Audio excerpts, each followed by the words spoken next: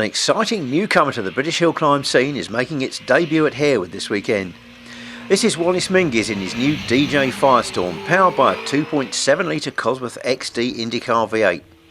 Hot foot from a brief shakedown run in Scotland, the car is literally straight out of the box and although in running order, is still missing a few non-essential panels. The car's not even been properly set up and the handling, as we can see here at Orchard, still needs development. But a great effort by DJs Del Quigley, Andy Smith and the team has got the car out in time for a good half season's development. Free of many of the engineering restrictions that dog Formula 1, hill climbing continues to be a hotbed of competition car development, where the limits are still explored to the full. James found out more from the new car's driver and its designer. Thanks, Jerry. Del Quigley, DJ Race Cars. It's a pretty stunning bit of kit that's out there. How long has it taken you to build the car? 2 years more or less, really, on and off. Took a long time to design it. We didn't start cutting metal till only a few months ago, really. Okay. But we're fully computerised where we design. Andy Smith does all the CAD design work, so once we're happy with it on the screen, then we start manufacturing it. Okay. That's why it's such a long gestation period, really. It's not made as we go along. Of course. Finish it on the computer, then make it. Right, good stuff. And what the reason behind the XD engine? Was there a particular reason for that choice? It's a very versatile engine. When it was used over in the States, it's obviously built by Cosworth. It's 2.65 litre engine originally, turbocharged, producing well over 900 bhp. We've removed the turbocharger. At the moment we're normally aspirated, so we're only producing a bit over 500 bhp. Okay. We can enlarge the capacity to get more power, we could supercharge it, we could turbocharge it, there's all sorts we can do with it and it's the right price. Plenty of options to come. Plenty of options and good durability. You've had quite a lot of support from Cosworth with the engine, I believe. Massive. Cosworth have been superb. Dave Good at Cosworth has been the mentor there, he's answered all the questions we've asked of him. Lola have been superb as well. Okay, their experience with it from Champ Car days? Yes, yeah, I mean Dave was well into it in Champ Car days and just knows that engine inside out and can't thank him enough, he's been brilliant. Brilliant, well that sort of backup is invaluable for a privateer project of such type, isn't it? It is, because it's very complicated. It's got a lot of electronics on there, it's got a lot of pneumatic systems. In all honesty, we've not worked with a V8 engine before, so we needed to find the right people who could answer the questions that we asked of them, and we were very lucky we managed to do so. Definitely, good stuff, and get the right driver to go in the car, I guess. Yeah, well, we found the right driver, we found Wallace. He's got the driving ability, the commitment, he can afford to have the car built as well, so there's been no scrimping whatsoever on quality of parts or specification indeed of the car. If I've suggested that I think it'll help, he's gone for it, he said do it. Good stuff. Unfortunately, he doesn't argue with me often. He's a very, very sensible customer. He'll listen. I have to put a case forward, what I want, what I think we should have, and if I can justify it, he gives me the go-ahead. It happens. Brilliant. Well, Wallace, we've heard that you're the man for the car. How's it drive? No, I don't think I'm the man for the car. There's a lot of lighter and more talented chaps than I that do a lot better. It's really good. I mean, we've been, as you see with the car, we're not fully there yet, but we're out, we're competing. Guys have put in a huge amount of effort, and I asked the team back at DJ as well. I'm really pulled at stops to get us here. It's good. We've got handling issues, but it's inevitable in a new car, I guess. Yeah, I mean, just really, really basic things. We haven't had much of a chance to do any sort of setup at all, so we're really pleased for the car running. The amount of the complexity of the electronics on it and the work that the boys have done, suspension geometry-wise, absolutely over the moon with this weekend so far. It's been excellent. Good really stuff. What's the plan from here then? A full season of British Hills or bits and pieces? Or? Well, we're going to see how competitive we are. It's obviously a long way, we're kind of 4 hours. We're down to Channel Islands, which actually is one of the easier ones to justify for going on your holidays. Of course. The next couple of weeks, but possibly that's what we're looking towards. But we'll see how competitive we are. I'm pretty sure we'll probably be there or thereabouts eventually. Good stuff. Well, we'll certainly watch with interest over the rest of the year and hopefully catch up with you guys a bit later on, see how it's going. Thank you very much. Best of luck. Cheers. Back to you, Jerry. Right James, we're into the first of our 2 British Championship runoffs with a look at the dynamic Will Hall.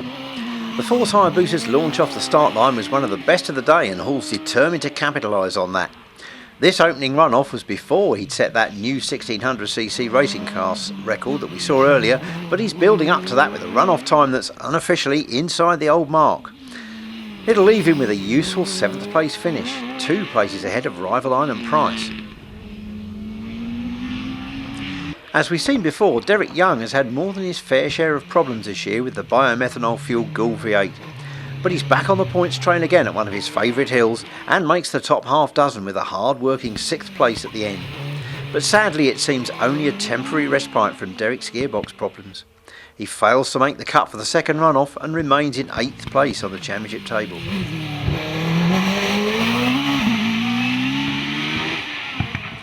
After suffering from a power loss for the last few meetings, Paul Ranson and Martin Groves have fitted another Nicholson McLaren V8 unit to their Gould this weekend, and it's certainly paid off. After his superb result at May's Wet Harewood, Ranson is back with renewed enthusiasm and slips ahead of Derek Young by 0.03 of a second to take the lead in the runoff. Roger Moran, of course, shared wins with son Scott here at Harewood in May aboard their traction-controlled Gould.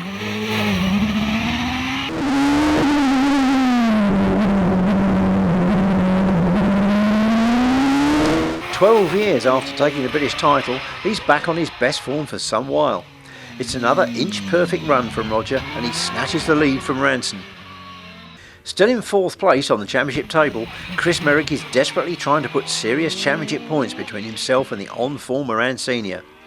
He needs to stay ahead of his rival today, and this run could just be the one to do it. He's disappointed to miss a 49-second run by just 0.02 of a second, but a 50.01 makes Merrick the new leader. 3 to go, and Trevor Willis storms the rise into country. The IMS is right on the edge, but Willis recovers in time to get the car pointed somewhere in the direction of Willow. It's another all-action run from the Aylesbury man as he uses every inch of the road and more in a bid to make up for his power disadvantage against the big capacity V8s. The steep rise up to Quarry takes its toll here, but it's still a personal Harewood best for Trevor. He takes the lead now, but it's not over yet, and he'll end up in a strong 2nd place. James caught up with him in the paddock after the runoff. Well, 2nd place in the first runoff this morning there, Trev. Pretty good start to the day for you. Absolutely delighted with that, yeah. By far my best time here, and getting to 49s, I'm really, really chuffed with that. Well, it's a good benchmark to get under the 50 there for the first time. Yes, indeed, yeah. Struggling a little bit with horsepower. Is this one of the places you can overcome that? It is. It's probably the one where the horsepower deficit isn't such a disadvantage than say some of the faster kind of hills. But my times this year have been really, really good. It's just what's happened. I think everyone's just gone a bit faster. Scott and Martin are absolutely flying, and we're all the rest of us desperately trying to keep up with them. And yeah, it's very difficult. Yeah, tough going for sure. Well, a lot of people have changed over to the paddle shift system for this year. You've gone down that route as well. Yes. How are you finding that? I think it's great. It just gives you a bit more flexibility. You can concentrate more on the braking and steering, and not having to take your hand off the steering wheel, because these are. Even mine's a powerful kind of car, and one hand on the steering wheel and one hand on the gear lever. It's a tricky old thing. And some of the bumpy courses as well. It is, and also sometimes you've had to gear it, bearing in mind trying to work out when you could get your hand off the steering wheel to change gear. With a paddle shift, you're not so compromised, and you can choose the best times to change gear. Gives you more options there. Absolutely, yeah. Good stuff. Well, wish you the best of luck this afternoon. We'll be watching with interest, and have fun hopefully in the 2nd runoff. Right, thank you very much. Okay, back to you, Jerry. So Martin Groves makes his bid for victory. He doesn't know it yet, but all he has to do is beat Willis's time to take the win.